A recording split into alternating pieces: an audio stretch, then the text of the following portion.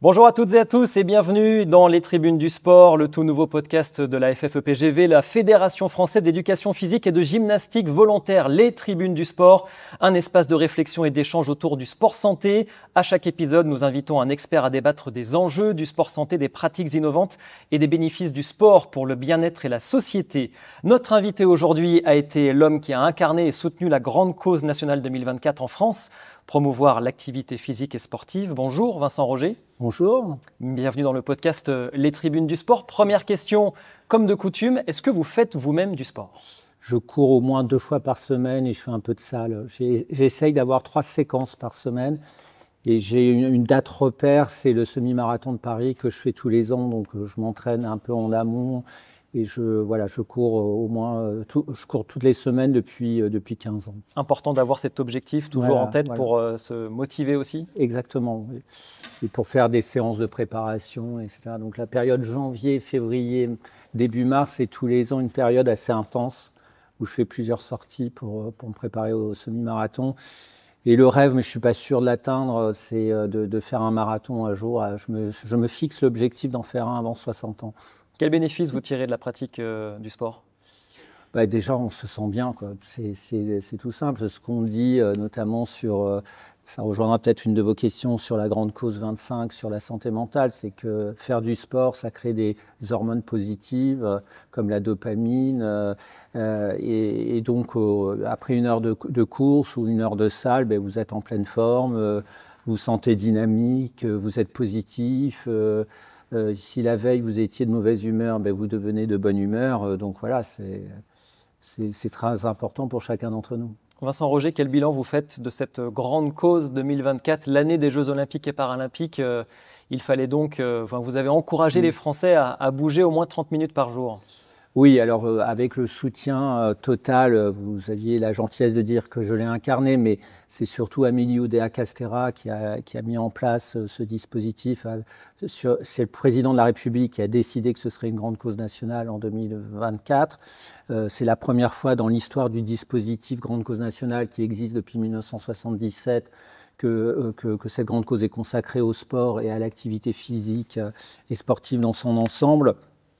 Et sous l'autorité d'Amélie, on a essayé de créer une dynamique autour de 2 raisons. La première raison, c'est que il faut mieux faire connaître les bienfaits du sport à nos concitoyens. Certains les ignorent. Le sport, c'est bon pour l'estime de soi, pour la confiance en soi. C'est bon pour créer du lien social dans un pays où beaucoup de gens souffrent de solitude, notamment les seniors. C'est fondamental pour la structuration, le développement de l'enfant en termes de développement osseux, cérébral et musculaire. Et on y reviendra sans doute, c'est très important en termes de santé publique parce que le sport en prévention primaire notamment est le meilleur des médicaments. La deuxième raison, c'est qu'il y a urgence à lutter contre la sédentarité.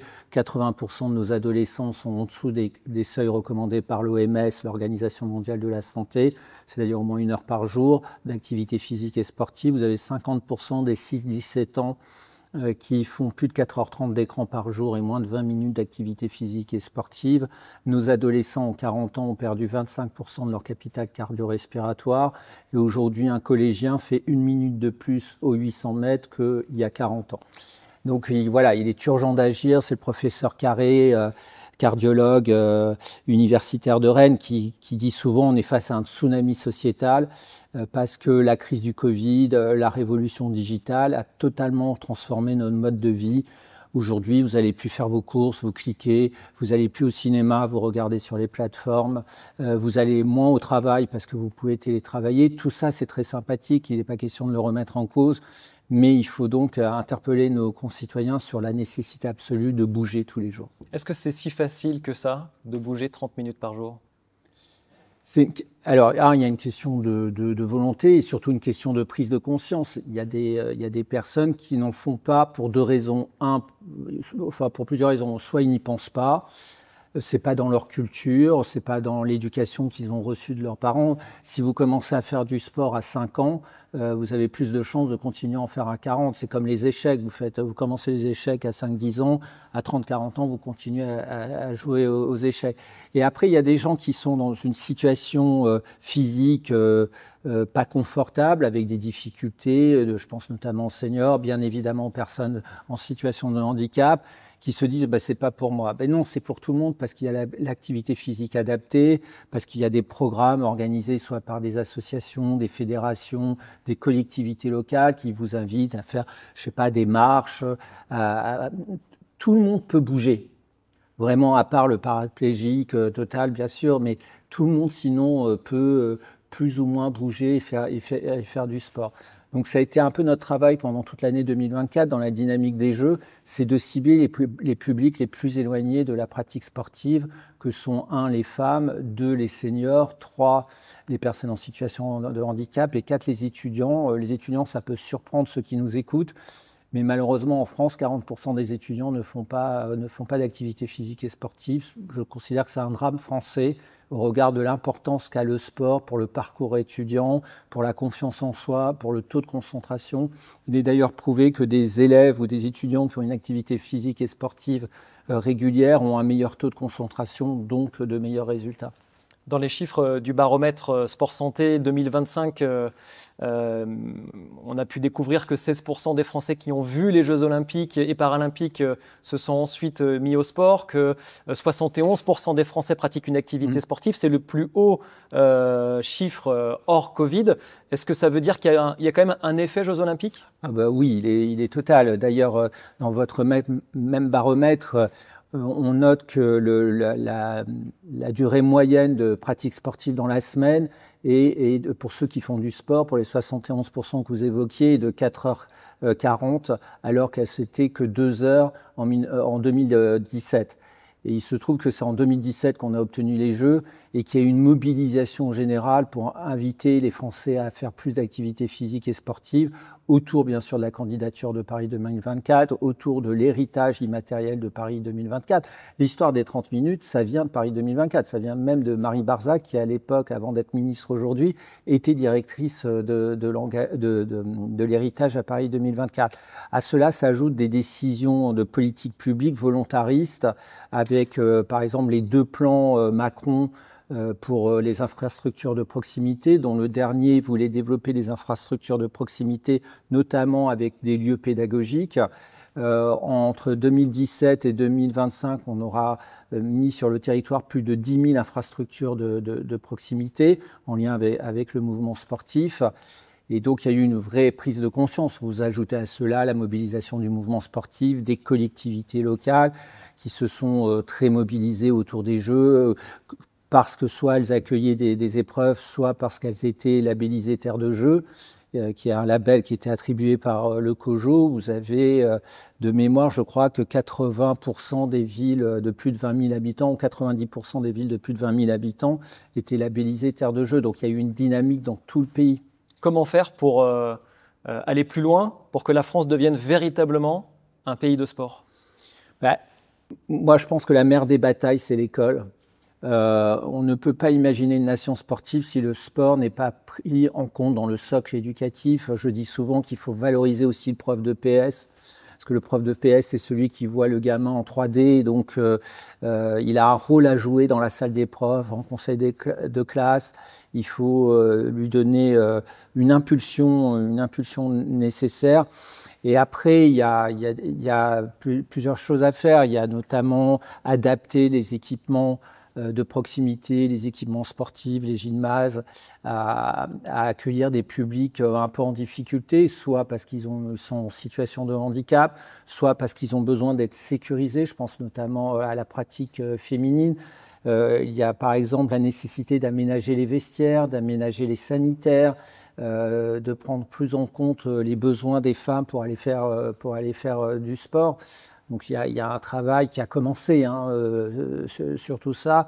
Il y a aussi de continuer le combat qu'on a commencé en 2024 sur les publics qui sont les plus éloignés de la pratique sportive. Et puis il y a une révolution culturelle. C'est pour ça qu'il faut vraiment avoir à l'esprit que la fin de nos Jeux réussis ne sont pas la fin de l'histoire. Moi, je suis contre cette logique de parenthèse enchantée. Si les Jeux n'ont été qu'une parenthèse enchantée, pardon, mais on est vraiment en deçà du projet de Paris 2024, de cette volonté d'héritage. Ces Jeux réussis, c'est le début de l'aventure, si j'ose dire, c'est le début d'une révolution culturelle pour changer la place du sport dans notre société, pour mettre fin à cet héritage cartésien très prégnant qui oppose le corps et l'esprit depuis des siècles dans notre société, et notamment au sein de l'éducation, dans les universités, où le sport est un peu le dernier à passer, n'est pas la première des priorités, etc. Donc il y a bien sûr un juste milieu à trouver. Donc voilà, c'est aussi un combat intellectuel, cette affaire. Quelle place on veut pour le sport dans notre société au regard des sociétés anglo-saxonnes, au regard des sociétés scandinaves? Mais quand on voit la part du budget de l'État consacré au sport, on s'interroge justement sur l'héritage que notre gouvernement et notre pouvoir public en France veut donner au sport. Si je peux me permettre, ça ne date pas de ce gouvernement, parce que même s'il y a une petite baisse au final, parce qu'au moment où on enregistre ce podcast, on est en plein des discussions budgétaires, mais à la fin des fins, on va atterrir sur quelque chose d'acceptable pour tous. Le fait que ça fait 0,20% du budget de la nation, ça fait des années, voire il y a des années où c'était plutôt 0,15, etc. Donc c'est là aussi, c'est deux choses. C'est un, qu'il n'y a pas eu peut-être cette prise de conscience qu'il faut accorder plus de moyens au sport. Mais deuxièmement, c'est pas au ministère des Sports de tout payer. Je pense que les problématiques de sport à l'école, c'est déjà le cas. Hein. L'éducation nationale met plusieurs milliards sur la table pour financer le sport scolaire et le sport universitaire. Mais c'est pas à l'État aussi de tout payer. Il faut trouver de nouveaux modes de financement, notamment autour le développement de la filière économique du sport, des partenariats publics-privés. Le rôle de l'ANS doit être renforcé pour attirer des partenaires. C'est ce qu'on a fait en lien avec l'ANS durant la Grande Cause. On a obtenu, par exemple, sur le budget de la Grande Cause, 2 millions d'euros qui ont été des dons de grandes entreprises, à commencer par le Crédit Mutuel, qui a été notre premier partenaire. Donc on voit bien qu'il y a des entreprises, et les entreprises sponsors des Jeux aussi, ont envie de s'investir sur le long terme sur le sport. D'ailleurs, ils sont vraiment dans une logique de comprendre quel héritage on écrit collectivement pour aller encore plus loin et s'investir dans le sport. En quoi les Jeux Olympiques d'hiver, Vincent Roger, qui auront lieu dans les Alpes françaises en 2030, en quoi cet événement peut servir d'horizon justement pour la pratique du sport en France ? Déjà, il va servir le fait qu'on entretient l'esprit de 2024, que l'héritage immatériel des Jeux, ce qui a été fait en 2024, peut servir 2030, même si c'est pas totalement le même projet, que c'est d'autres sports, que la géolocalisation est différente, que il y avait une compacité pour Paris 2024 qu'il n'y aura pas pour Alpes 2030 pour les raisons évidentes, des raisons géographiques évidentes. C'est à cheval sur 2 grandes régions françaises avec une grande mobilisation locale, mais ça va permettre, en gros, pour résumer, ça va entretenir la flamme olympique dans le pays. Il faut le souhaiter en tout cas. Mais on va tout faire pour. Merci beaucoup Vincent Roger. Merci. Merci d'être venu dans les tribunes du sport et on se retrouve très bientôt pour un nouvel épisode. Merci, au revoir.